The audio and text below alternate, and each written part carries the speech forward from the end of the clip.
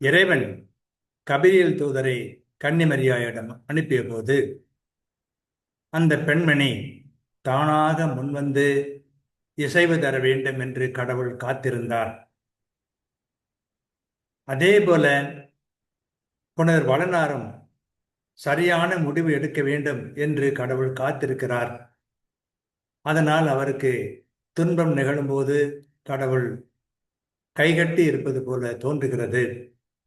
இந்த அருமையான நிகழ்ச்சியை வீரமாமுனிவர், இறை தூதர் வீரமாமுனிவர் நமக்கு மிக அழகாக தருவதை நாம் இன்று தியானிக்கப் போகின்றோம்.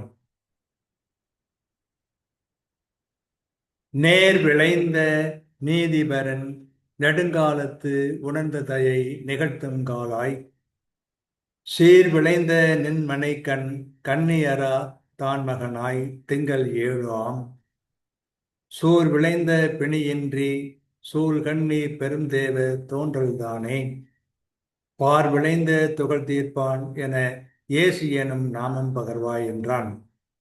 ஐயம் நீங்க படலத்திலே இவ்வாறு காண்கிறோம்.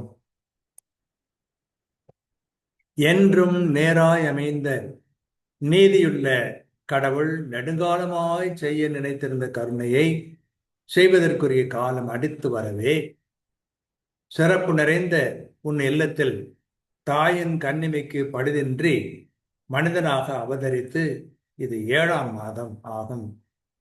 கற்பம் அக்கண்ணி துன்பம் பொருந்திய நோவு ஒன்றுமின்றி பெரும் தெய்வ மகன்தான் இவ்வுலகில் விளைந்துள்ள பாவங்களை தீர்ப்பான் என்ற காரணத்தால் இயேசு என்னும் பெயரிட்டு அவனை அழைப்பாய் என்றான் கபிரியேல்.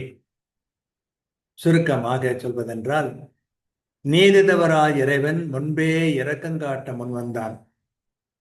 அதன்படி உனது இல்லத்தின் தாய் கன்னிமை குன்றாமல் மகனை பெற்றெடுப்பாள். அவளுக்கு இது 7ஆம் மாதம். அக்கண்ணி நோவின்றி இறைமகனை பெற்றெடுப்பாள். அவருக்கு இயேசு என்று பெயரிடுவீர். அவர் உலகின் பாவங்களை போக்குவார் என்று கபிரியேல் தூதர் சூசையின் கனவில் உணர்த்தினார். நேர் விளைந்த நீதிபரன் நெடுங்கால துறந்த தயை நிகழ்த்துங்காலாய் சீர் விளைந்த நின் மனைக்கண் கண்ணியரா தான் மகனாய் திங்கள் 7 சூர் விளைந்த பிணையின்றி சூழ் கண்ணி பெருந்தேவ தோன்றல்தானே பார் விளைந்த துகர் தீர்ப்பான் என இயேசு எனும் நாமம் பகர்வாய் என்றான். இவ்வாறு கபிரியேல் தூதர் வழியாக கனவிலே புனர் வளனாருக்கு செய்தி வருகிறது. ஏன் அப்படி என்று சொன்னால், வளனார் சரியான முடிவு எடுக்க வேண்டும் என்று கடவுள் காத்திருக்கிறார். கடவுள் அவரை நம்புகிறார்.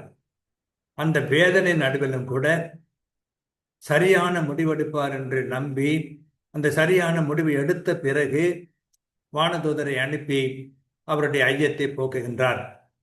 நம்முடைய வாழ்க்கையிலும் கூட பல சமயங்களிலே நம்முடைய துன்பங்களை தீர்ப்பதற்காக இறைவனிடம் மன்றாடும் போது அந்த மன்றாட்டு கேட்கப்படாதது போல தோன்றும். ஆனால் கடவுள் என்னை நம்பிக்கொண்டிருக்கிறார், என்னிடம் நல்ல பதிலை எதிர்பார்க்கிறார் என்று உணர்ந்து நடந்து கொண்டோம் என்று சொன்னால் நம்முடைய வாழ்க்கையில் சரியான முடிவெடுப்போம். இறைவனை போற்றி புகழ்ந்து கொண்டாடுவோம். அத்தகைய அற்புதமான பாடத்தை புனித வளனார் நமக்கு கற்பிக்கின்றார். வாழ்க.